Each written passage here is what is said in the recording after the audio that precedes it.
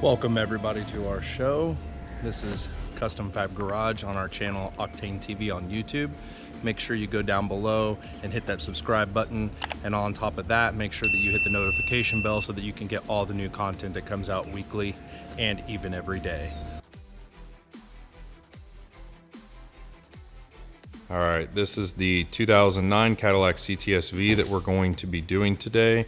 We're going to be doing all new speakers, and we're also going to be doing a rear view backup camera, and we're going to be doing a new head unit in this using a Metra dash kit, wiring harness. We're going to be doing a Sony XAV 5500, which is a really good head unit for these. We've done a few of them, so this is what we're going to be working on today.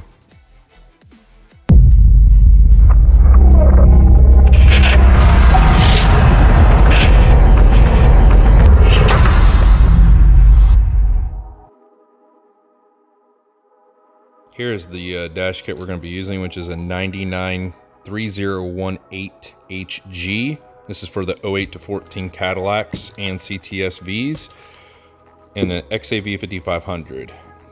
Both right now during this pandemic, this is about virtually impossible to get your hands on. They don't even have an ETA of when these will be back in stock. Probably one of the best head units in my opinion on the market. This was one of the hardest things to get my hands on because this is the black. They make a silver and black. The black is one of the hardest ones to get my hands on, so I had to pay extra to get this because it was gloss black. The last few, we've actually had to take them and had them painted gloss black from the silver because they didn't even have a black option. They were out of stock and on back order. So right now with this whole pandemic thing, parts are really, really difficult to get your hands on. So we're gonna try to do this with what we have. And hopefully we don't need anything else. We're also doing a backup camera to add to this from iBeam. So we're going to show you how we did all that, but everything should be pretty simple like we've done in the past. And we're going to show you step-by-step process of how to take apart the dash, put this in, and install everything. All right, if you come at it from the back side and pop it up, it should all just come out. And here's what the back side of it looks like with these clips. This one's missing one clip on it actually, so this has probably already been taken apart multiple times. Okay, and then you get at it from the back side right here and pop it up, and this one's missing some too, so this one's obviously been taken apart before. Not normal. We're going to take off this whole piece here, this shifter bezel piece. You got to take off the trim surround first, so this part right here comes off first, and then this part will come off second. Okay, so once you pull this up, you're going to want to unplug this plug right here. Beavis's hands are a little large. Okay.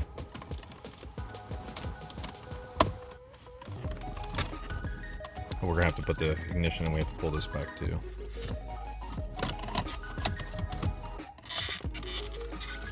You gotta kind of swivel it around, get it around the shift knob. It's easier if you put it in gear and pull it back, I think. We'll grab the keys. So you're gonna want to move the shifter back because it's so close to the dash, it's hard to get all this out. So you'll take this piece off by itself. There's kind of the underneath side of what it looks like, and then you're going to remove the actual part right there. But you can leave this part on. It says you need to remove this, but honestly you can just leave this in there for right now. It makes it easy. First, we're going to take these two trim pieces off on each side of here. You want to use a plastic pry tool like Josh is doing on each side. These are your back pieces right here. You definitely don't want to mar up any of this dash. This dash is super expensive. Very similar to how BMW trim comes off. There you go. And this has a little hook part right here on it too. So just remember that when you want to pull it over and pull it out, okay? Next step we're going to do is this little screw right here, which is 9/32, 7mm, whichever you prefer. On both sides, you're going to take those out. Then we're going to remove this whole dash bezel. Now, in navigation models, you do not want to unplug anything from the back. You need to leave it connected because we have to make this thing go up and down to when you take the bolts out, you have to be able to get it out. Otherwise, you can't get the bolts out because the screen will go down, and then you can't get the bolts out because the bolts are behind the screen. So we have to actually remove this and this. But when you pull this out, you do not want to unplug anything until you get the screen out.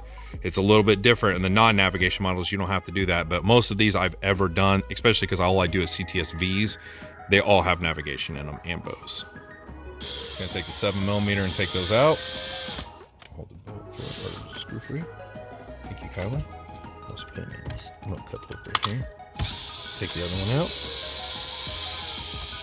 I made the mistake the first time of taking these 10mm out, so that was my fault. And then this whole dash piece basically pulls off And then you just want to be really careful when you pull on it and take it out, because then we're going to have to get behind there and leave everything unplugged. That's what makes this so difficult, is when you pull this big dash piece off, it's still connected, but you still got to get behind and get the bolts behind there. That's the only bad part about the navigation models, which kind of makes it a little tougher than the non-nav models. But as you can see, he pulls this off, and then we just leave it all connected so that we can get to the bolts back here.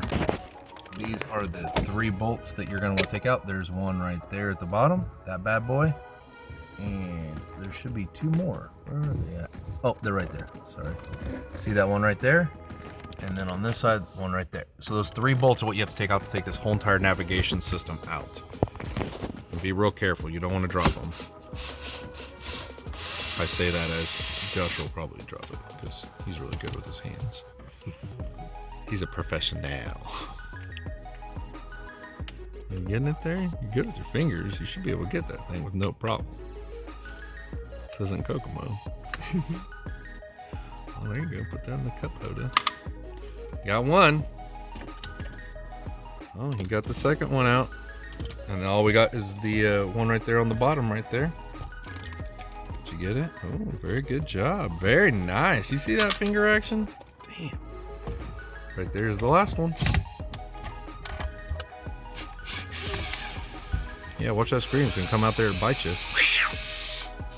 All right, he's got the 3rd one out. Now we're gonna take the whole screen out. All right, and we're gonna unplug all these plugs in the back of it, because that's all parts that you're gonna need for the wiring harness. And there's actually 3 plugs from what we can, oh Jesus. All right, and then we're gonna take that out and set that on the bench.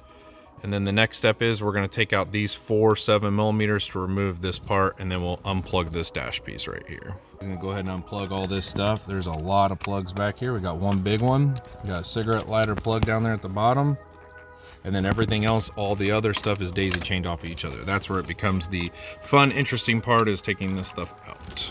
I'm gonna now take out all 4 7mm.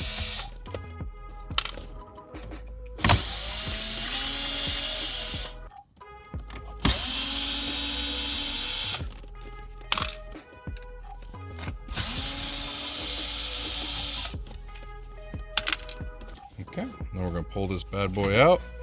And on the back, we'll have some harnesses on this as well that we're gonna have to unplug. Josh, how many harnesses do we have on the back of there? A lot. There are a ton of harnesses on the back of this thing. As you can see, there are a ton. I bet there's probably at least 6. Man, he makes it look so easy. All right, and then you got 2 antennas. And then everything's unplugged. This is the only other piece that this does not come with. The AX-SWC Universal Control Module. One thing I did not know, and I totally forgot. So when you buy this harness and kit and all this, it does not come with it. It comes with the plug to plug it in, but it does not retain steering wheel control functions without this module. So you'll have to have that as well. Okay, on the back of this, what you're gonna wanna do is take out these screws and these mini Torx.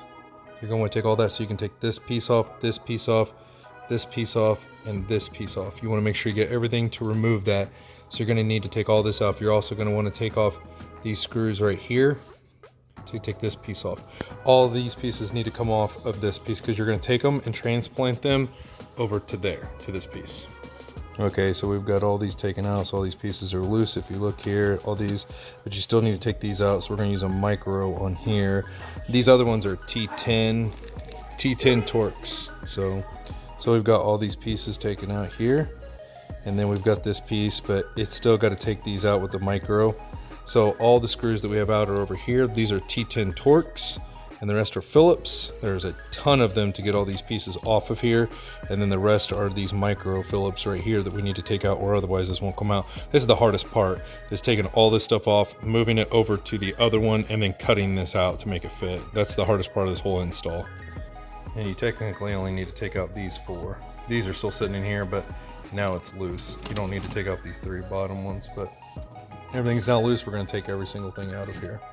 All right, so we got this piece separated. You have to unplug from the back of this. That's what these extra plugs are here.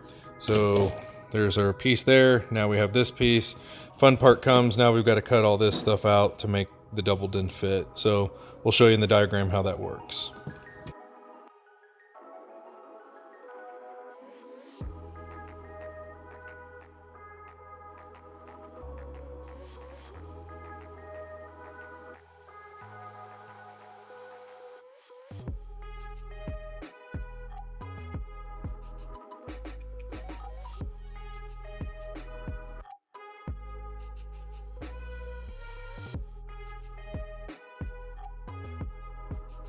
All right, here's everything that we cut out. It looks like crap, but it's going behind the dash. So we cut everything out. There's the piece that we cut out.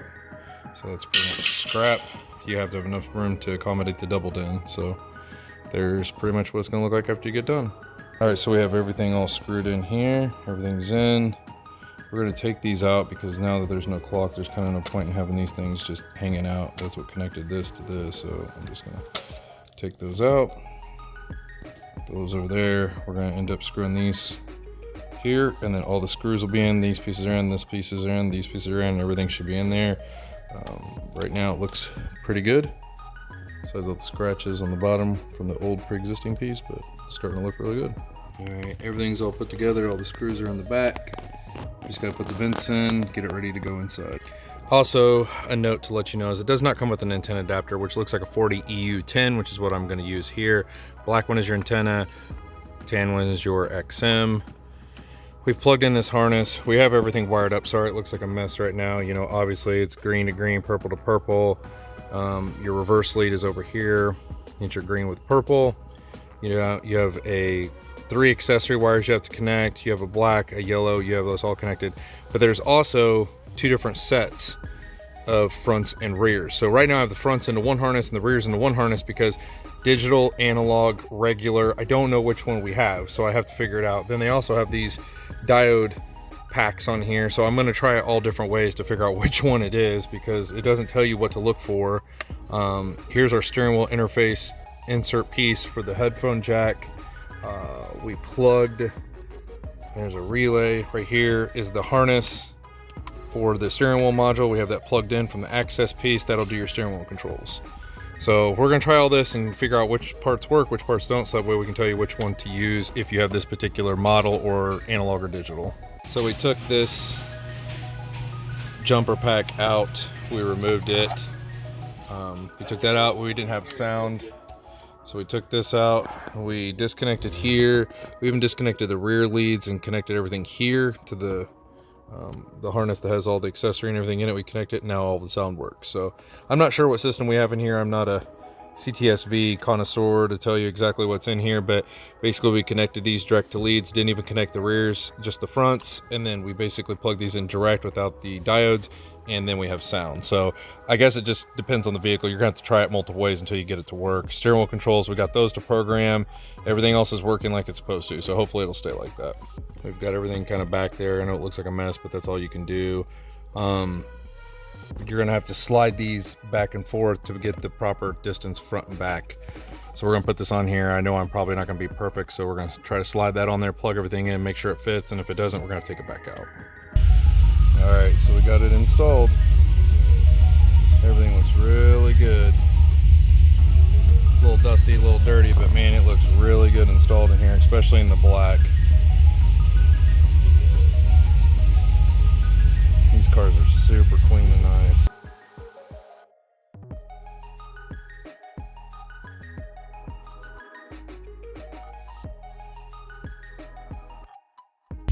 We also did a backup camera in this as well.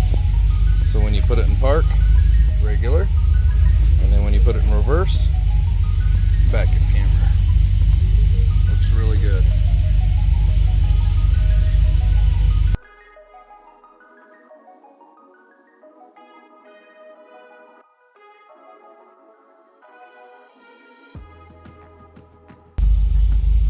CTSV, doubled in installed from Metra with Sony XAV 5500. Beautiful, beautiful dash kit from Metra with the gloss black. And the radio looks absolutely amazing in here. It looks like it was actually made for this vehicle.